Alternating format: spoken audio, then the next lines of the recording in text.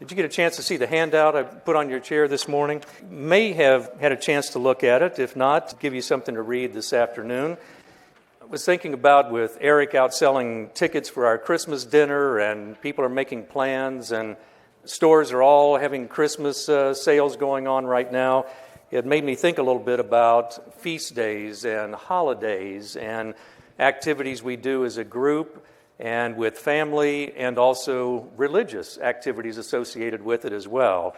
And it's a connection because in our study today, we have another feast day that we'll be talking about, the Feast of the Tabernacles, and it's the second of the three important feast days that Jewish men were required to travel to Jerusalem and celebrate together as a community, as a group. So we'll be talking about the Feast of the Tabernacles, sometimes called the Feast of the Booths, Ingathering. You might hear it called Sukkot. There's a number of names for that.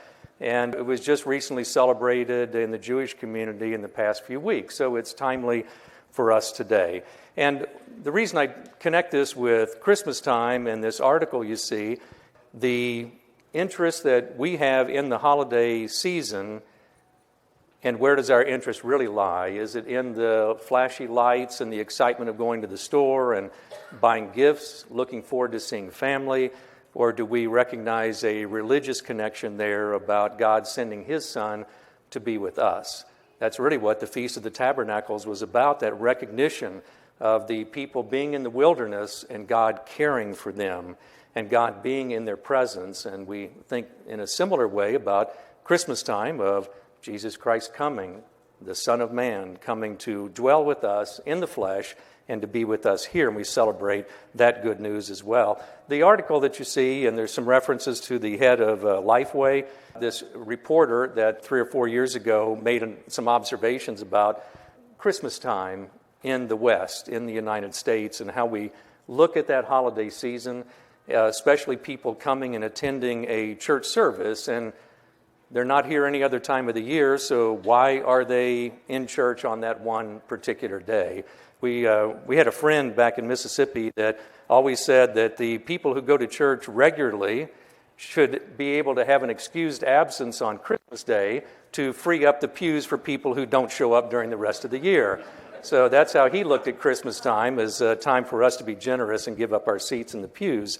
But I think the article is thought-provoking about how we look at religious festivals and religious events. Is it just simply cultural? We've always done it this way. Our family does it this way. It's something that's required to do.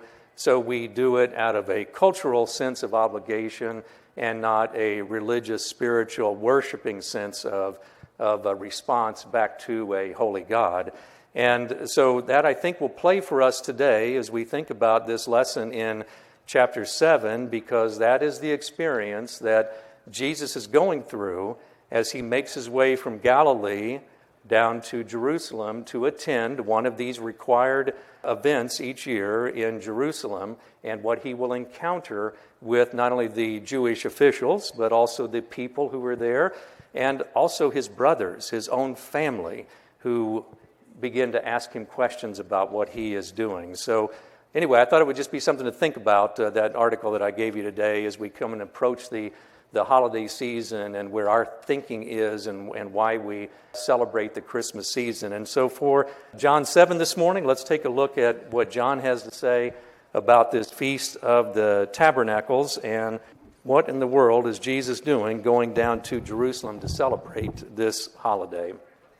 Talking to Charlotte this morning. She and Bob just got back from Israel. Did you just go by yourself, Charlotte? So Charlotte was there, and I think it was with BSF. Did you go with BSF group? Yeah. And she said that when she was there just this past month, they were celebrating, as we were just discussing, this Feast of the Tabernacles, and how it was all throughout Israel where you would see the celebrations going on and the booths that were set up either at homes or even in the hotel where you stayed. The hotel also made a big splash about the Feast of the Booths.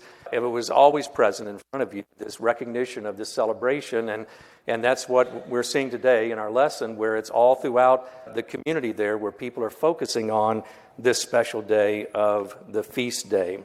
So in verse 1 in chapter 7, it opens up and it says, "After this." One of the great things about John is that everything we see in John has a timeline working. You remember we opened the first couple of chapters and we were going day by day by day by day as he's opening his public ministry. And then in chapter 6, we see a reference to the Passover feast. Chapter 2, we saw a reference to the Passover feast. Everything is about timing. Everything is about Jesus during his public ministry here has a purpose for why he's here. No day is wasted. Every day is an opportunity to glorify God. Every day is an opportunity to share with people the wonders of what God did. Every day was a day to be with the people, let them experience the miracles that he showed to point to God, but every day had a purpose. And so this chapter opens up and it says, after this. After what? Well, in the opening part of chapter 6, back in verse 4, you'll see it says, "Then Jesus went up on a mountainside and sat down with his disciples. The Jewish Passover feast was near." One of the other three events that the Jewish men were required to do. So in chapter 6, the previous chapter, we have a mention about the Passover feast was near. He was up in Galilee. He was going to be doing some miracles. He was feeding the 5,000, you remember from last week. So in chapter 6, if we were at the Passover takes place in the early springtime, somewhere around March. Thanking God for bringing them through another winter and preparing for the planting season and all the benefits that God had provided them, and recognizing how God had brought them out of slavery and difficult times and had cared for them. So it was in the springtime. Pentecost, as you know, what they call the Feast of Weeks, took place about 7 weeks later and was a recognition again of harvest, first fruits that were coming out, God blessing them for what they were doing. And then this third feast, then is this tabernacle. So after this, after the Feast of the Passover took place, then Jesus sets a scenario here for Jesus going around Galilee. He's back in Galilee. So the period of time from chapter 6 and the Passover would have been in the springtime. After this, now we're Feast of Tabernacles, which takes place in September, October. So about 6 months have elapsed here in chapter 6 to chapter 7. And you'll recognize in the ending of John 6, where he had had a number of discussions with the Jewish leaders. And in 66, the very end of the chapter, many of his disciples turned back and no longer were with him. So they enjoyed the feast day. They enjoyed the miracles. But when Jesus began talking about this time that was to come with the blood and the bread, you remember the death that he was foretelling, the disciples walked away. And so now here we are 6 months later about to experience the Feast of the Tabernacles. And John says, after this. So after this, Jesus went around in Galilee, purposely staying away from Judea because the Jews were there waiting to take his life. But when the Jewish Feast of Tabernacles was near, Jesus' brothers said to him, "You ought to leave here and go to Judea, so that your disciples may see the miracles you do. No one who wants to become a public figure acts in secret. And since you're doing these things, show yourself to the world, for even his own brothers did not believe in him." This has got to be a difficult thing, I think, for John to write. Wouldn't you agree that even his own family members had walked away from him, just as we saw the disciples a moment ago had turned and walked away? And thinking about his brothers, there's not really an accounting here about any age of the brothers, but Jesus was the oldest, so obviously they were a little bit younger. And they would have grown up with Jesus, would have seen him through whatever situation a family member normally encounters. They have been around to see the miracles that we've seen so far and would have known of what Jesus was about, but still they don't believe. And there's almost a tone here of mocking, isn't there?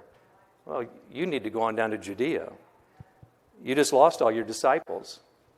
Maybe if you go to the big tent, you've been out here in the boondocks, out here in the rural area, kind of refining your show out here. But you go to the big city down in Jerusalem, boy, there's going to be a lot of people show up for this feast day. You need to restock. You lost all your disciples. Maybe if you go down there and you put on your show, that you'll be able to resupply a little bit and get disciples back again. This is a difficult reading, isn't it? Talking about his own brothers saying that. No one who wants to become a public figure acts in secret. So they're saying, get out there in front of the people. Don't hide up here out in the rural area of Galilee in Capernaum. Get on out there in Jerusalem if that's what you want to do. And then Jesus says to them in verse 6, the right time for me is not yet come. See this again, talking about time? Jesus has a schedule and a purpose for why he's here. And the right time for me has not yet come. For you, any time is right. Talking to his brothers. If you want to go to Judea and you want to go to the feast days and be with the people, you need to go. For you, this day is like any other day. But for me, it's not like that. The time is not right. In 7, he says, the world cannot hate you, but it hates me, because I testify that what it does is evil. You go to the feast. I'm not yet going up to this feast, because for me the right time has not yet come. And having said this, he stayed in Galilee. He won't stay there. He's staying for now. And so we assume that the brothers are going to head on down to Jerusalem, and Jesus will come along in just a little while. I had asked you this week for extra reading in Leviticus. It's always great to go back and review Leviticus, isn't it? And you're never going to go wrong with that. One of the areas I asked you to look at was in chapter 23 of Leviticus. And if you had a chance to look at that, that would be a remembrance for you as we studied it. And in that chapter of 23, it's a really great summary chapter of all of the feast days that the Jews had set in place. And the Feast of the Tabernacles is one of those that's described in chapter 23. Would have been just a good refresher for you. This feast day runs for 7 days, and its purpose is, again, to come together and remember how God cared for people in the middle of a barren desert, and God provided for them. And so that was the purpose and why it was recorded then in Leviticus 23.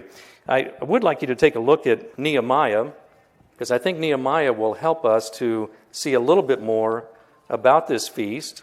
And I think it'll give us a little bit different perspective on how the prophets recognized this feast day after it was instituted back in Leviticus. So in Nehemiah 8, one of the prophets, Ezra, is reading the law, and it said, when the 7th month came, so we're in the fall, September, October, it is the Feast of Tabernacles time. That's what Ezra is talking about here.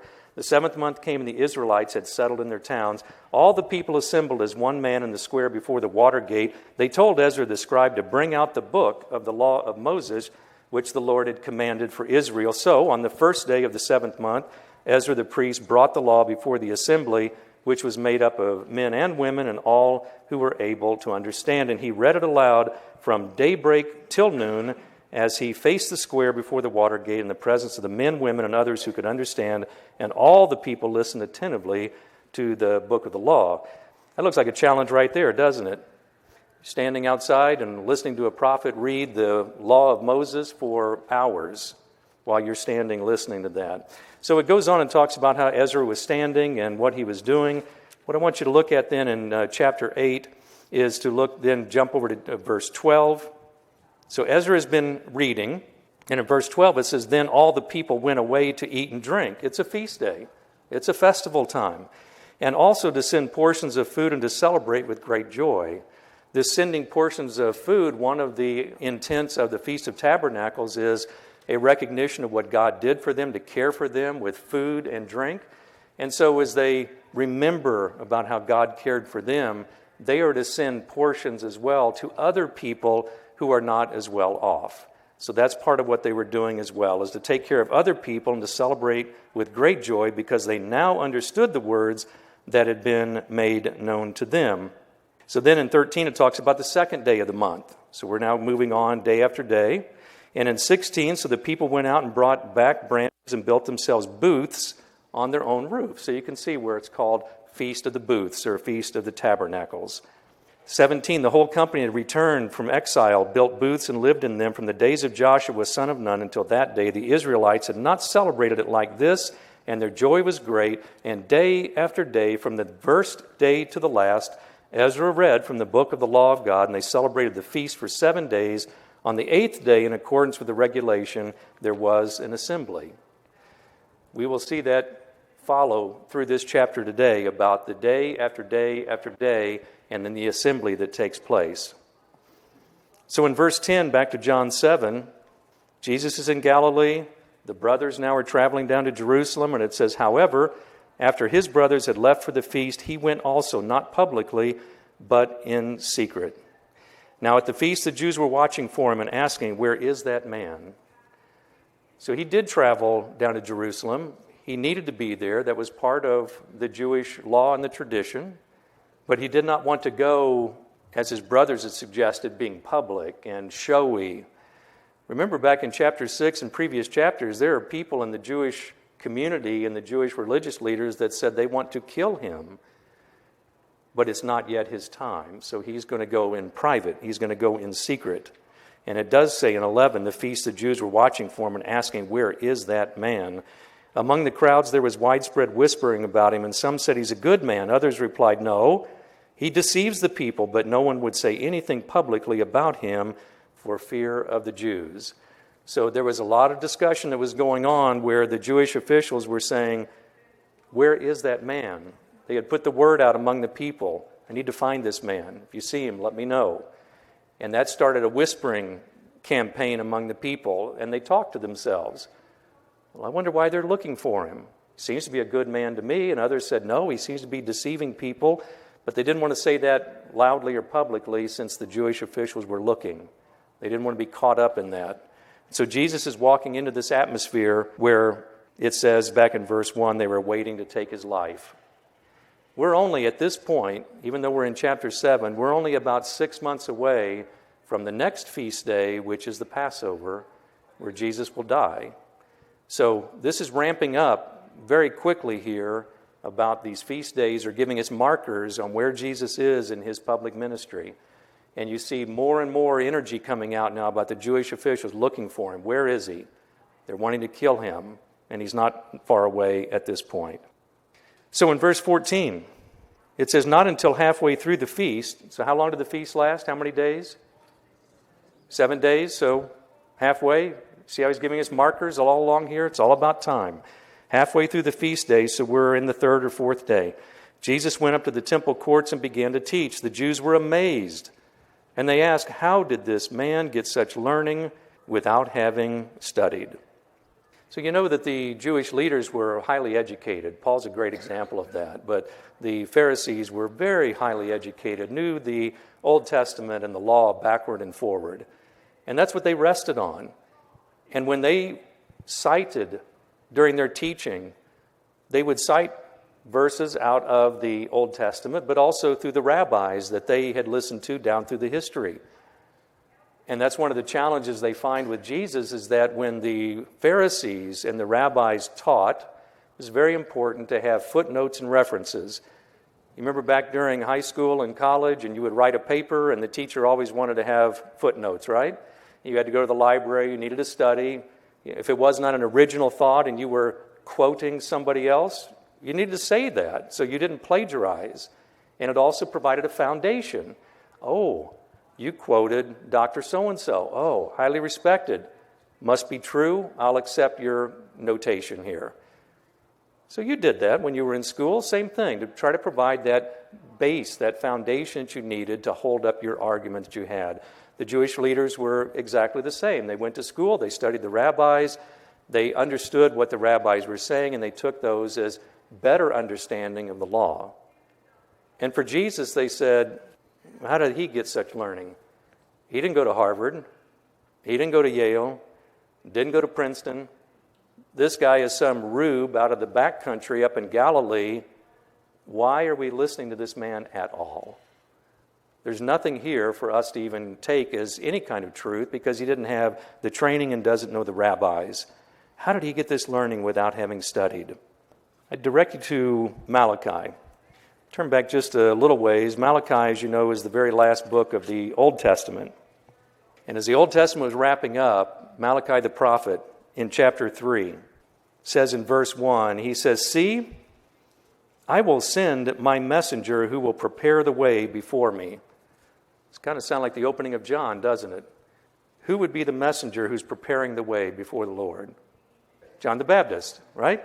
So there's a prophecy here about, I will send my messenger who will prepare the way before me, and then suddenly the Lord you are seeking will come to his temple. The messenger of the covenant whom you desire will come, says the Lord Almighty. Suddenly the Lord you are seeking will come to his temple. The messenger of the covenant whom you desire will come. So where is Jesus halfway through the feast day here in 14? He's at the temple. The messenger that John the Baptist had foretold is at the temple courts, and he's beginning to teach, just like Malachi said. And the Jews were amazed. Amazed at his teaching because he did not spend his time saying, Rabbi such and such 300 years ago said this, that validates my teaching.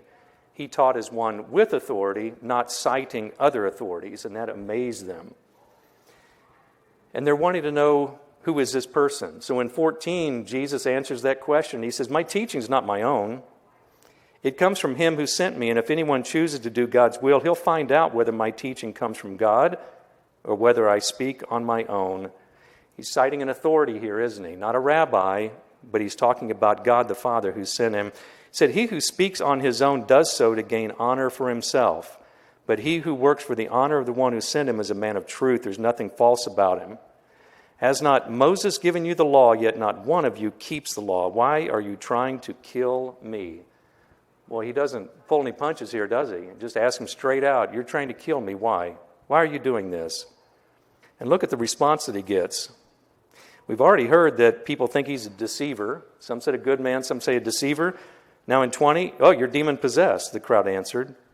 Who's trying to kill you? So the crowd's not aware. These are just people in the community. They are not aware of what some of the other Jewish officials are doing. And Jesus said, I did one miracle, and you're all astonished. So we know he's done a lot of miracles. But what was the one miracle that stood out that we studied that really got the Jewish officials really concerned about where this was coming from? You remember where a person left a place and then went to the Jewish temple, and the Jewish leaders confronted this man? You recall that? All right, this was the man who was the paralyzed man for 38 years next to the pool. And he got up and immediately went to the temple, and the people in the temple didn't say anything about, wow, you're looking good today. Haven't seen you like this in 38 years. Didn't say that at all.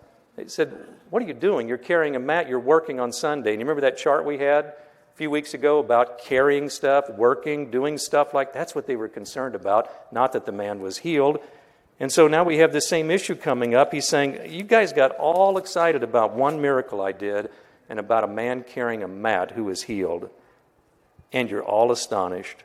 Yet because Moses gave you circumcision, though actually it didn't come from Moses, but from the patriarchs, you circumcised a child on the Sabbath. He's turning it back around to them, saying, well, you all work too. Now, if a child can be circumcised on the Sabbath, so the law of Moses may not be broken, why are you angry with me for healing the whole man on the Sabbath? Stop judging by mere appearance. Make a right judgment. In the Jewish faith, for a male child, when they're born, 8 days after the birth, circumcision. It's required. 8th day, not the 7th, not the 9th, 8th day. Well, just think about that for a minute. Little boys are going to be born all the time on whatever day they're born on, and then you just mark the calendar 8 days forward, and occasionally one is going to need to be circumcised on the 8th day, which falls on the Sabbath, right? So they're going to pick up a knife, which means they're going to do work, and they're going to circumcise that little boy. There's going to be work there. But yet, because that's part of the law, and that's part of what the rabbis and the leaders have grown up with, they didn't perceive that activity as work. That was, in their opinion, a commandment to show that the child was set apart for God. And Jesus says, you did this one thing for a small child because that was part of the law, but yet you took me to task for healing the whole man who was for 38 years immobilized, and you got excited about that. Just trying to point back to them, why do you want to kill me? Why do you want to twist the law like that when we're trying to help people and do the right thing and glorify God? In 25, he says, at that point, some of the people of Jerusalem began to ask, isn't this the man they're trying to kill? So now we're hearing that again for the third time. Here he is speaking publicly, and they're not saying a word to him. So we've got Jesus who is there in public, talking before the officials. They've been whispering, where is that man? Where is he? Where is he? And now he's right before them, and they're saying, well, they were trying to find him. Here he is, and now they don't want to do anything to him. Seems a little confusing to the people. Have the authorities really concluded that he's the Christ? So I'm wondering what silence is taking place. Sometimes it happens when we talk to people, and there's a moment of silence, and you're not sure exactly what people are thinking. What are they mulling over? Are they in their minds, after they listen to him just talk, and they're saying, okay, I think I get that. I think he may be right. And so now they're filling the gap in since the leaders are not saying anything. Have they concluded he's the Christ? Some of the people are beginning to wonder, is this the Messiah? Is this the Christ? Is that what the officials say?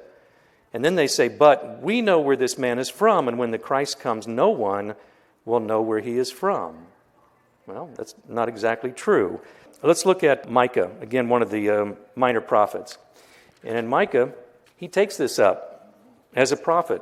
And if you look at the opening of Micah 5 and look at verse 2, and it says, but you, Bethlehem, Ephrathah, though you are small among the clans of Judah, out of you will come from me one who will be ruler over Israel, whose origins are from of old, from ancient times. So when someone says, nobody knows where he's coming from, is that true? It looks like Micah had stated this sometime before, that I think we do know where he's coming from. He's coming from Bethlehem, small little place right outside Jerusalem, one of the small clans. And I like this part. Out of you will come from me one who will be ruler over Israel, whose origins are from of old, from ancient times. Doesn't this sound like John? Christ came from heaven, the bread of heaven, physically born to Mary in the Spirit in Bethlehem, but he existed before, didn't he? What's John 1 say? In the beginning was the Word, and the Word was with God. The Word was God. He was with God in the beginning. Doesn't that sound like what Micah was saying? From of old, from ancient times, he's been there with God. And then he's coming as a man, the Son of Man, to Bethlehem. And then Jesus, still teaching in the temple courts in verse 28, said, he cries out. And he says, yes, you know me, and you know where I'm from. So he countered that argument. You know where I'm from. You know me. I'm not here on my own, but he who sent me is true. You do not know him, but I know him because I am from him, and he sent me. So he's answering the question of, who is Jesus? Who is this guy? Oh, some say he's the Christ. Some say he's a deceiver. Some say he's a good man. And he answers that back up in 16 and 17, that he's here to do God's work. And then when they say, well, why did you come? In these verses here, 28 and 29, he says, you know who I am. And you know why I came, because you do not know him. You don't know my Father, but I do. And I'm coming to you to share that message so you too can know my Father and be restored again. Now, this had to be hard hearing, hard teaching for the Jewish officials, because they truly believed they did know God. They really believed that they did know the Old Testament and the law of Moses and understood the character of God. But he says, you really don't understand him. You really don't know him, and that's why I am here.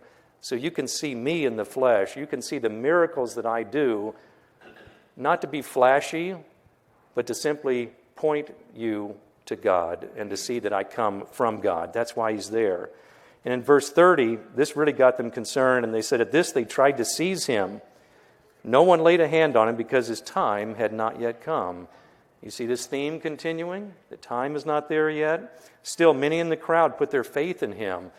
I think that's a dramatic sentence right there that's kind of tucked in, isn't it? He had lost a lot of disciples at the end of chapter 6, but Jesus is now speaking truth to the people and the Jewish leaders, and they're now beginning to understand this is the Christ, and many put their faith in him. And they said, when the Christ comes, will he do more miraculous signs than this man? They're asking that question. If this isn't the Christ, and there is a Messiah yet to come that we haven't seen, will that person do more than this guy has done? Really? Will this next person be able to bring a man who is 38 years paralyzed? Will he be able to feed 5,000? Will he be able to do all these other things? And if he does, what are we looking for? Isn't there enough here with this man to tell us that this is the Messiah? Who else would we be looking for? Who else could do more than this? This got the Pharisees excited in 32, and it says they heard the crowd whispering such things about him. This begins to be dangerous now. And the chief priests and the Pharisees sent temple guards to arrest him. And Jesus said, I'm with you for only a short time. There's that word again. And then I go to the one who sent me, and you will look for me, but you won't find me. And where I am, you cannot come. And the Jews said, well, where does this man intend to go that we can't find him? Will he go where our people live scattered among the Greeks and then teach the Greeks? There's a big diaspora out there that all went through Asia Minor. Maybe he's going to go somewhere in Western Europe somewhere. Where's he going to go that we can't find him? What did he mean when he said, you will look for me, but you won't find me? Where I am, you cannot come. And then in 37, on the last and greatest day of the feast, Jesus stood and said in a loud voice, if anyone is thirsty, let him come to me and drink. And whoever believes in me, as the Scripture has said, streams of living water will flow from within him. Do you see the timeline? The last and the greatest day of the feast. So now we've concluded the 7 days.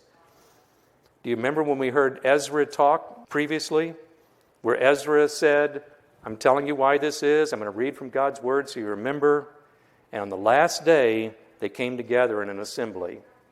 They came together to glorify God after they've been through that great experience. And here he is on the last and the greatest day of the feast. Jesus stood and said in a loud voice. He's addressing the assembly, just as Ezra had done centuries before.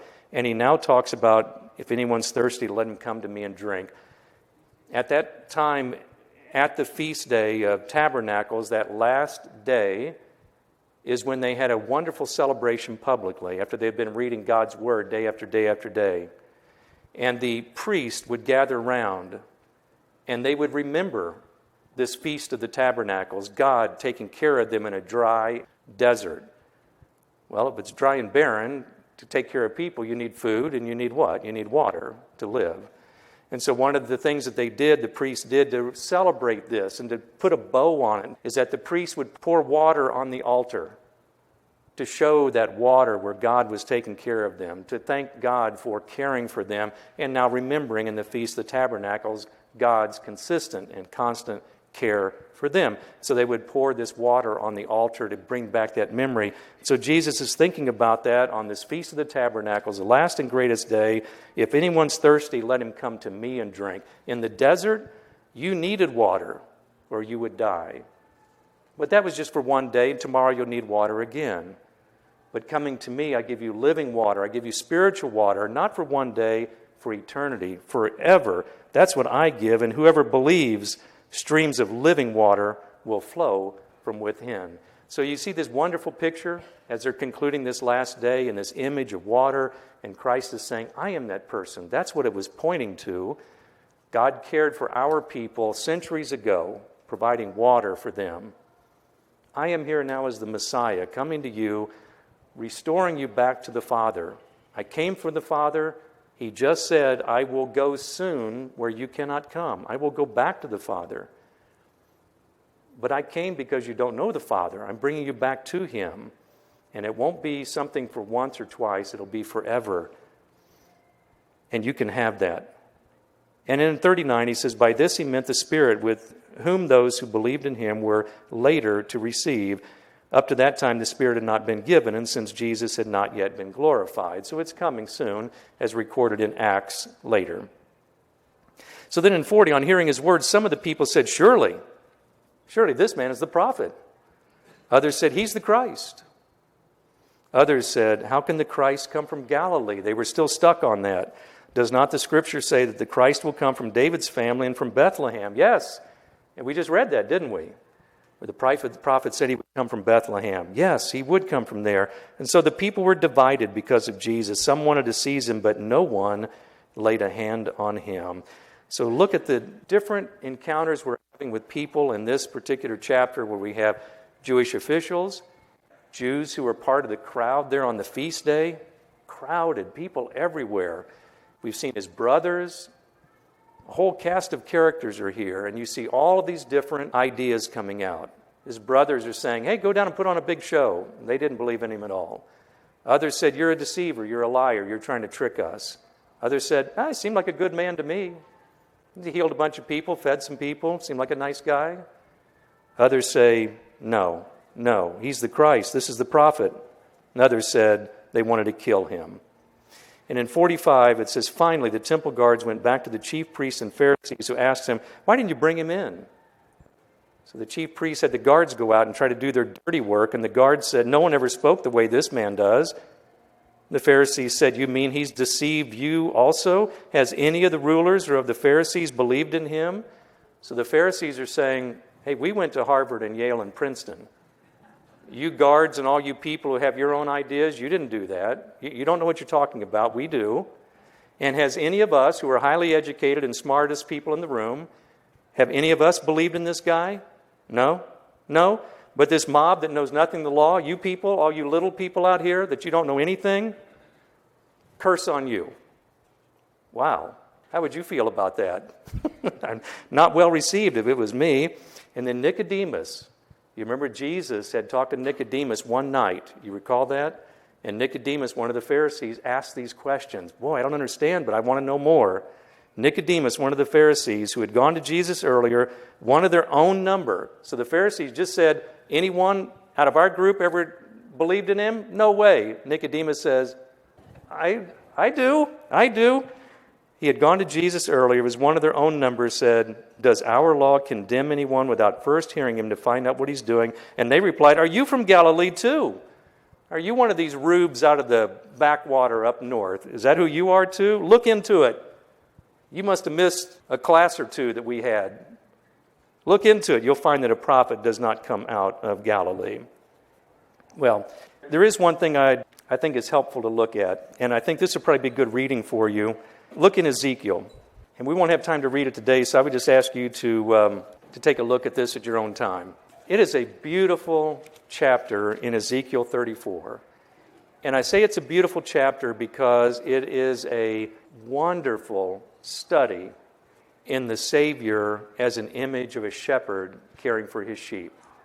What a beautiful picture. He starts out in 34 and he says, "The word of the Lord came to me, Son of man." Does that sound like we've heard in John? Sure does. "Son of man, prophesy against the shepherds of Israel." Who are the shepherds of Israel? It's to be the Jewish leaders, the ones who are supposed to be the pastors and the officials, the one who are now saying in John 7, "Kill him. Kill him."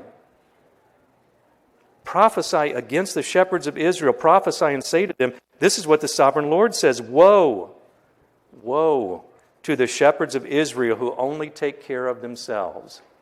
Boy, that's pretty strong, isn't it? And if you continue on through Ezekiel, go over to verse 17, and he says, "As for you, my flock, this is what the sovereign Lord says." So Ezekiel is a chapter that you can cut in half. And the first half is, "Woe to you leaders who are leading the people astray. Woe to you." The second half of Ezekiel is, now I'm going to show you what a shepherd looks like from the Savior, the one who cares for his flock, not the one who says, "You rubes from Galilee, you people who don't know anything, curse on you." No. No, if you're a real shepherd, in verse 17, "As for you, my flock, this is what the sovereign Lord says. I will judge between one sheep and another, and between rams and goats. Is it not enough for you to feed on the good pasture? Must you also trample the rest of your pasture with your feet?" And he goes on in 20, "Therefore, this is what the sovereign Lord says. See, I myself will judge between the fat sheep and the lean sheep, because you shove with flank and shoulder, butting all the weak sheep with your horns. In 22, I will save my flock, and they will no longer be plundered. I will judge between one and the other. I will place over them one shepherd, my servant David. He will tend them and be their shepherd." And it continues on, this beautiful picture of a shepherd caring for his flock. Difficult passage here with the leadership, religious leadership of the temple at the time, the religious life, talking about their own people they're caring for, and curses and kill you, and you don't know what you're talking about. And then this picture of Jesus, the shepherd, who says, "I'm going to care for you, give you water, I'm going to lead you in great pastures." That's what a real shepherd does, that contrast. And so in chapter 7, as Jesus draws closer to the Passover time, the time of the cross, he's still teaching, he's still caring for people, and every day has a purpose. No wasted days, no lost days. Every day is important. So I think as we think about this lesson in chapter 7, there's, I think, good lessons for us, that every day in our Christian walk, every day is important, isn't it? Every day is a precious day. Every day is not a day we wake up and say, "Well, I think I'm just going to sleep all day or goof off all day." There are always things we can be doing in the kingdom, because just as Jesus talked about time being short. Our time is short too, isn't it? Our time is short. And we should be doing things in the kingdom business. And just like in the Feast of Tabernacles, we're part of the celebrations to help others as a remembrance of what God did for them. Good message in there for us as well. And then also thinking about the very beginning of our study today, thinking about our feast day, our holiday, our holy day that's coming up at Christmas. And is it just for us, just the routine? Do we just think it's just another day, or I'm looking forward to this or that, or I want to do some shopping? Or is there something deeper there? Do we go through the motions like the Feast of the Tabernacles, and we just show up and we're there to have a great time and meet people again? Or do we reflect on what God has done for us? Like the people in the wilderness and God cared for them, same with us. God came from ancient times, from old, from the beginning, came here as the Son of Man to become flesh, knowing that He came here to die on the cross for us, for the world. And so when we think of singing all of our songs of joy to the world, who did He come from? All the world. Joy to the world, the Lord has come. Well, let's close with a word of prayer, and we'll go out this week celebrating God. Father, thank you for this time we had to share your word, and for your demonstration to us about how precious time is, and that our time is here to serve and worship and glorify you. And we thank you for these feast days and holy days that give us an opportunity to reflect on that and be with others that we can share that joy. And so we look forward to your coming, Father, as a child to come back and rescue us and bring us home back to you. And so we just thank you and give you praise for that, and also for John, who recorded this beautiful message for us, and that we will study your word and allow it to sink into our hearts. And we ask it in your name. Amen.